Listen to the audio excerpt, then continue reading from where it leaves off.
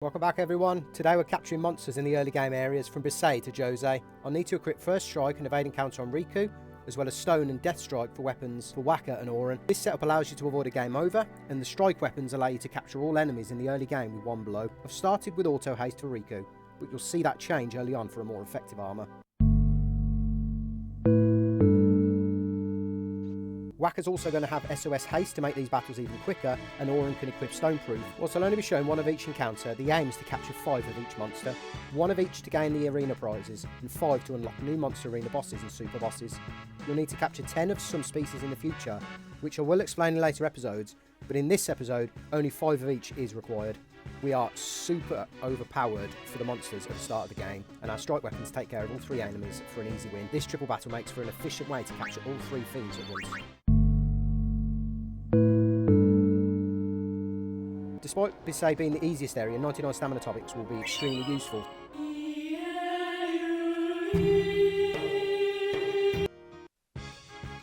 Like Besaid, we're overpowered for these enemies, and our strike weapons take care of all 3 enemies for another easy win. The bee does have enough evasion to avoid attacks, so make sure it is Wakka taking care of that enemy, and Auron with Deathstrike can take out the yellow element with one blow.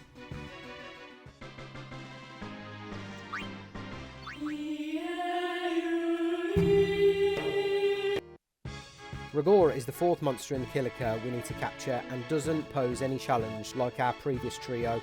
One oversight in my setup here though was not to have Wakka in SOS, as he'd be able to take out both before either gets a turn. Despite Auron's low agility, he's also able to gain a turn before the Rikku, and Deathstrike can take it out in one hit.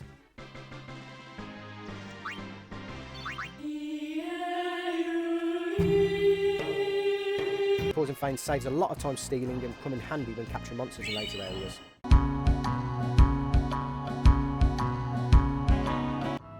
Whilst Mian has a large number of enemies, both Stone and Deathstrike can take care of them all. Utilise your earliest encounter possible to get Wakka into SOS, as this ensures he gets more turns earlier. As usual, Auron can take care of the element, Wakka can take care of the quicker fanged enemy, and either can take care of the slow Raldo without it getting a turn.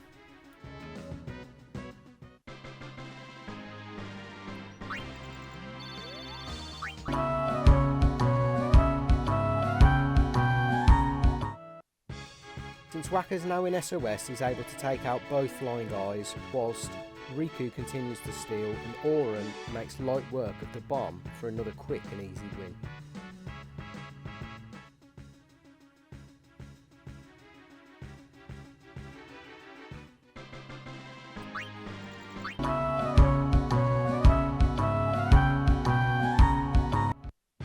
What once was a tough battle, the dual horn now poses no threat to the party and can be instantly KO'd by Wakka or Auron. The Garm guarantees Wakka starts the next fight in SOS, and Auron can take it out for another easy win.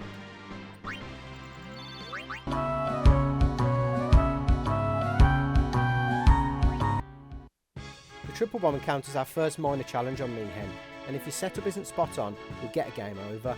As Rikku and Wakka get the first turns, I changed their armours to protect against fire and used Rikku's spare turns to start stealing. The bombs are weak to both Stone and Death, and evading counter will not only evade their attacks, but won't cause the bombs to swell. Here's where I had a realisation though, which not only impacts the rest of this battle, but the capturing to come. Now, by equipping the Buccaneer armour on Rikku and providing she remains in yellow HP, Rikku will continue to dodge attacks due to the evading counter, have haste due to the SOS ability, and is able to steal rare items from the enemies due to the Master Thief ability. I'd made this armour after gaining the Airship using the 30 pendulums gained after securing 4 chests during the Chocobo race in Renium, and this setup is what I'll be using for the remainder of the early game battles.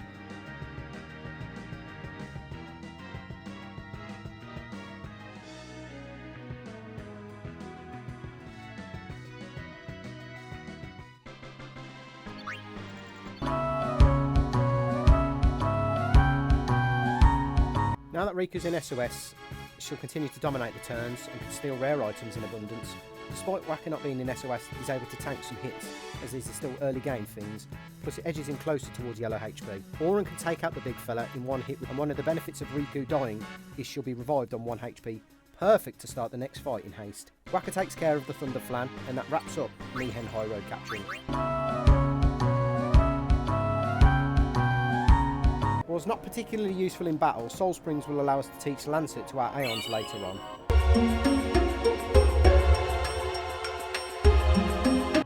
You'll easily find the Flan on the second half of Mihen Highroad. It is susceptible to both Stone and Deathstrike, plus Rikku can grab some useful Electro Marbles before you capture the Fiend.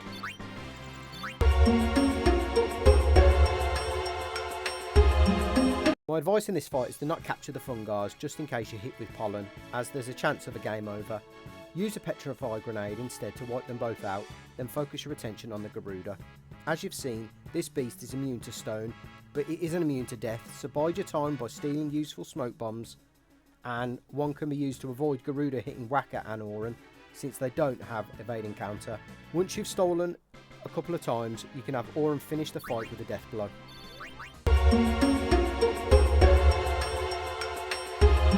The first of our triple encounters in this area is very easy, and we're again overpowered for all three enemies. I strategically and riskily, by the way, used a grenade here to get both Wakka and Rikku into SOS health, so the haste kicks in. The only threat comes from the big dinosaur, so take that out first with Wakka, and then use Auron's turn to take out the red element, whilst Rikku continues to steal. Wakka can then finish off the fight by capturing the raptor.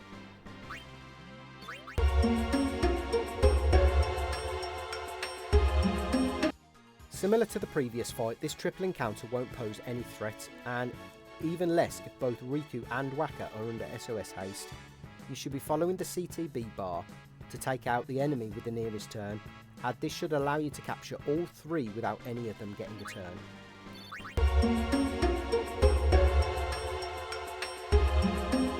Despite the preemptive, if you follow the CTB you should take all three of them out without them seeing a turn. Whilst the Fungar doesn't have resistance to stone or death, if you want to be double safe, have Wakka equip his Nulblaze arm guard and you can guarantee this fight every time.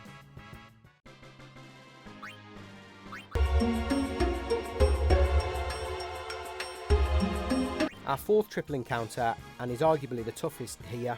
Rikku can steal from the raptor, but avoid stealing from the Fungar as it can encounter with pollen. Once the raptor is captured, and whilst I don't do it here, and again if you want to be double safe, have Wakka equip his Nulblaze arm guard to absorb the fire attacks, and you can guarantee this fight again every time.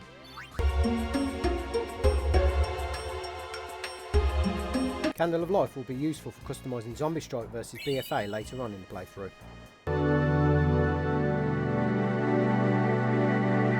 Another triple fight, and our first to start things off on the Djose Highroad. The only threat without ice protection is the Flan, so have Wakka take care of that first, whilst Rikku steals away. Both the Garm and the Bunyip cannot hit Rikku, so you're completely safe once the Flan is captured.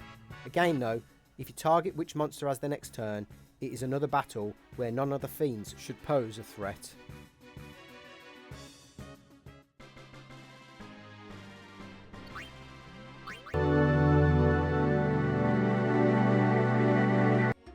Now this fight does look scary, but with our setup is a piece of cake. Remember those smoke bombs we picked up from the Garuda on Mushroom Rock? Throw one here. Remember that we equipped Auron with stone protection? This battle is why. Deathstrike is the easiest way to take out both the basilisks, whilst Rikku can steal Petrify Grenades. Another easy win with this setup.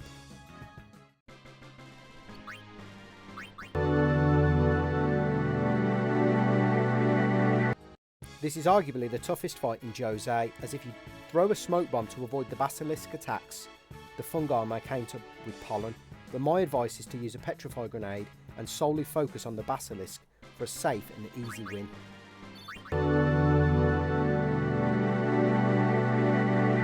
The dreaded Simurgh. Countless times I've wondered Djose and not seen one.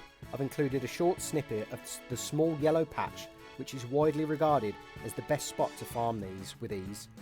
Smoke bombs and poison fans are useful steals if you need them, plus none of the enemies can hurt Rikku, so you are completely safe, but all three may take out Wakka, especially if he's in SOS range.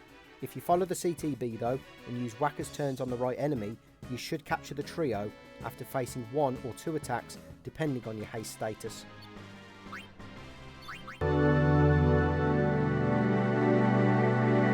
If you make your way to the south where you encounter the Ronso brothers and Belgamina, you'll find Ochu running rampant. My advice here is to take out the bite bugs with a grenade and focus your attention solely on the Ochu, which can be taken out with one hit with either Wakka or Auron, despite its high HP for this point in the game. Like the bite bugs, the Garm poses no threat. However, Rikku steals useful sleeping powders from it, and have the lads take care of the Ochu for another easy win, and by now all Djose monsters should be captured.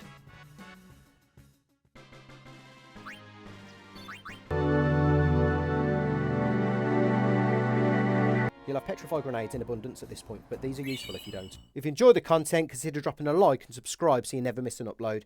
Catch you on the next one. Cheers.